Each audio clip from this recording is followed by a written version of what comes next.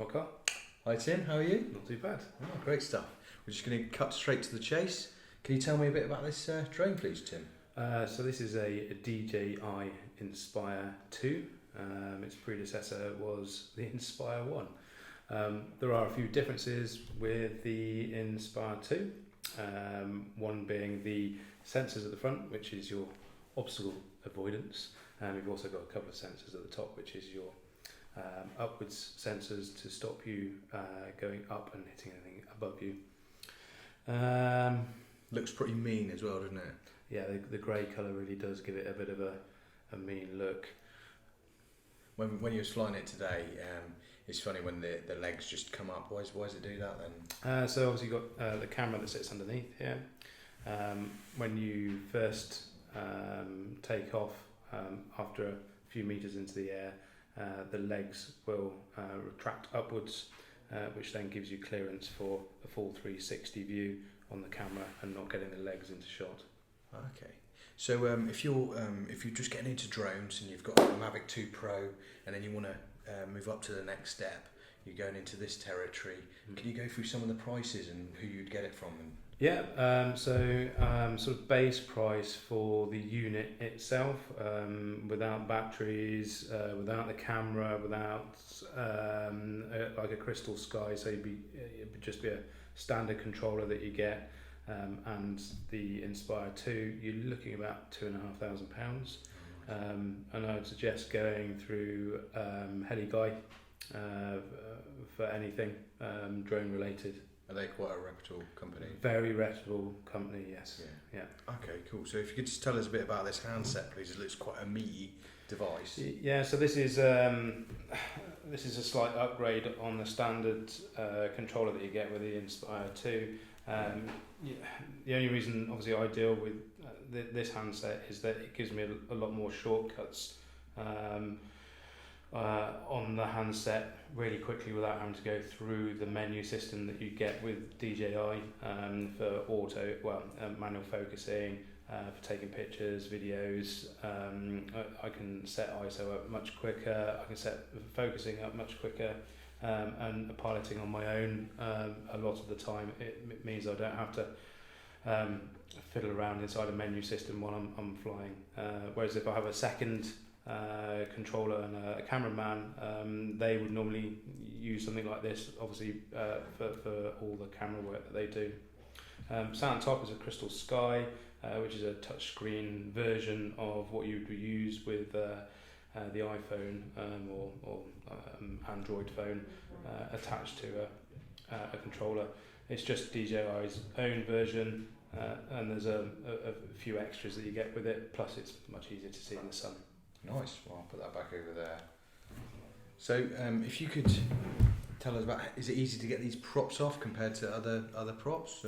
They've got a locking mechanism on them, which is slightly different to some of the smaller drones.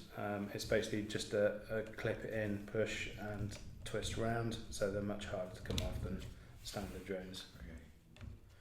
They look quite meaty as well compared to some of the smaller drones.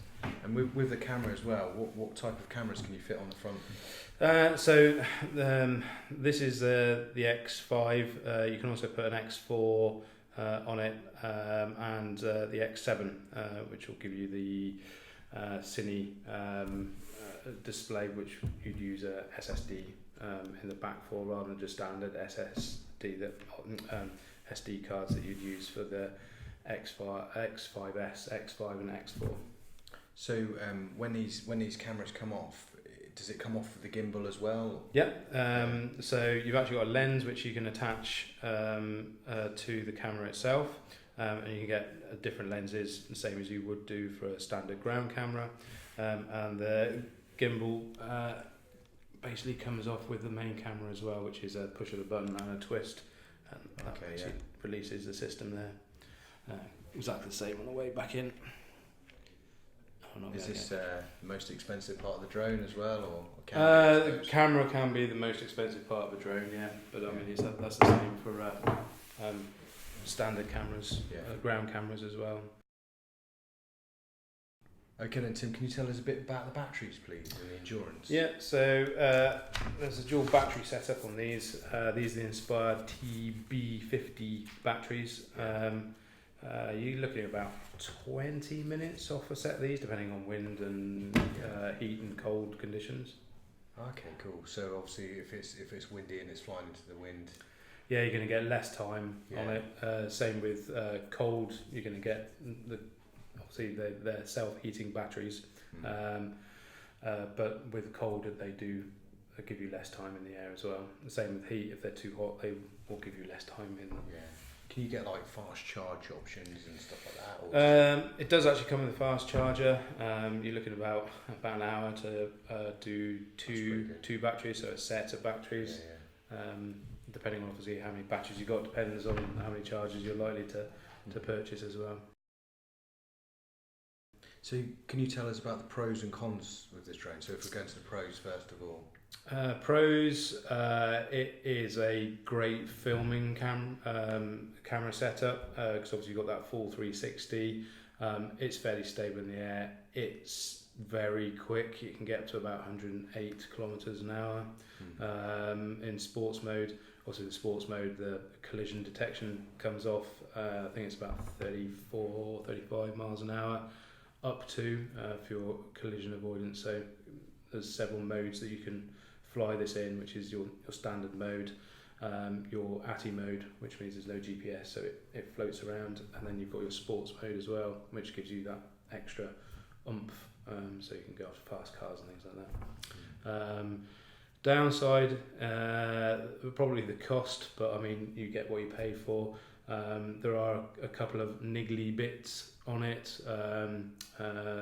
Some of the screws come very loose on the bottom of the motors from the main struts, so you need to keep an eye out of those because they do come undone. And the last thing you want to do, Loctite or anything like that. So yeah, I mean they come with Loctite anyway, but it's worth checking. But it should be part of your checks anyway. Just checking most of the screws anyway that could come loose, which are for the main components of the flight body. Okay, cool. So looks like it's made out of carbon fibre, was that? Yeah, carbon fibre, plastic, and then an alloy for the motors themselves. Okay, so can you fly this one in the rain? No, this is you've got about a 21 mile an hour wind capacity on this one. No rain, no moisture. Any ingress of moisture is going to cause a problem quite quickly. So yeah, this is for dry weather only. So what paint schemes can you get on there then? Oh, you can get all sorts of decals, and people put all sorts on it. I'm pretty much I put a set of lights on mine. I sit on the main struts that come down, but that's just for night flying, just to give a bit more visibility. Yeah. Okay, brilliant. I'm surprised you haven't got a Star Wars theme to yours. Millennium Falcon or something like that. Oh, that's what I name it. Oh, okay, brilliant. Brilliant stuff, yeah. So when you buy these as well, do they come with another set of blades, or do you have to buy them? So they come, the props, they come with two as standard, but obviously the amount that we fly, we get through them quite quickly, but obviously a quick call to heli guy and we get some in the post fairly quickly. Okay.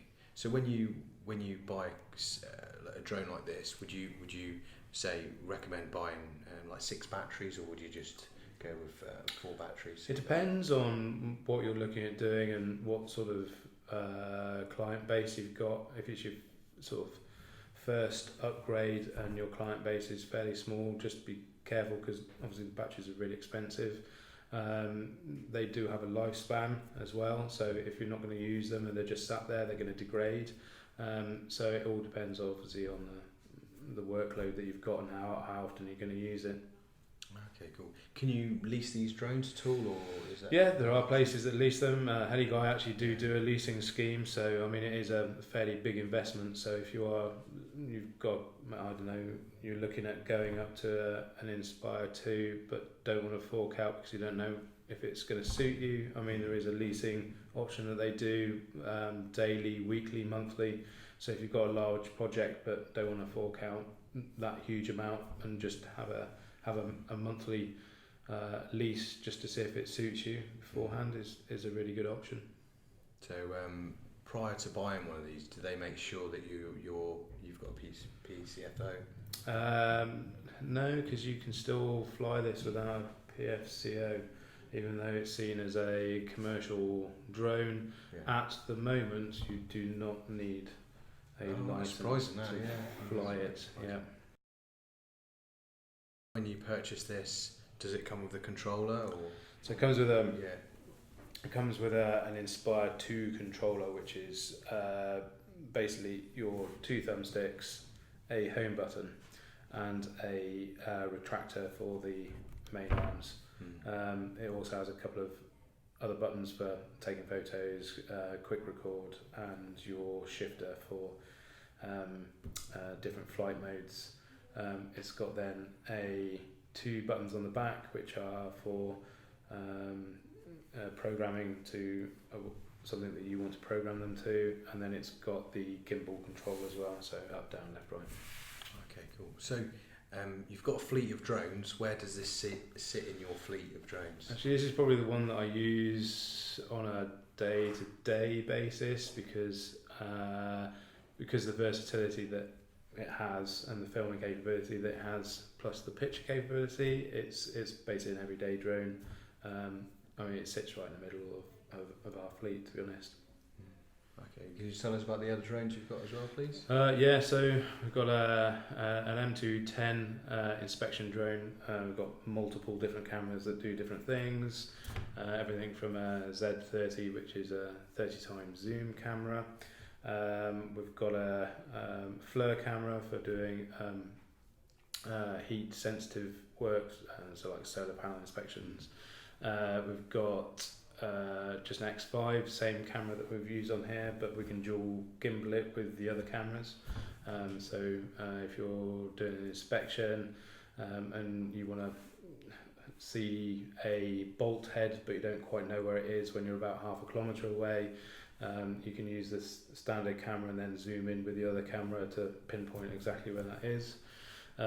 We've got a top upwards looking mount for it as well, so for doing bridge inspections you can look straight up and use the same gimbal but basically upside down. So that's the M210. We've got an M600 Pro, which are heavy lift. That's massive. It is a big beast, big drone. It makes this one look like a Mavic Air compared to it. That is, as I said, is a heavy lift drone that does multiple functions. We've got a few projects happening with that drone at the moment, which I'm not going to talk about yet. But mainly it's used for stills cameras, everything from Sony A7 III right up to a Phase 1 camera that we use, 150 megapixel camera. They're quite cheap, those cameras. They are definitely not cheap. Yeah, you'd be looking about £120,000 for one of the Phase 1 cameras with the 150 megapixel back and lens. Yeah. So when you've got the M600 Pro up in the sky, 400 feet in the air, it's a little nerve-wracking. So that's our heavy lift drone. It's got a massive gimbal that's also can be used for ground camera work as well. And then we've got smaller drones. We've got a little Mavic Air that we use for spotting or pre-planning shoots, which is quite good, especially with the M600, because you don't get much time with a heavy load underneath, so you can basically pop that up. You get about half an hour's worth of flight time, so you can really plan what you're going to be doing before you put up the bigger drone. We will also run Phantom 4 RTK for surveying work. That basically gives us really accurate data back for surveyors. Yeah, that's about it really. Yeah. Well, thanks ever so much for your time, Tim. All right, thank you very much. Cool. Cheers. Cheers.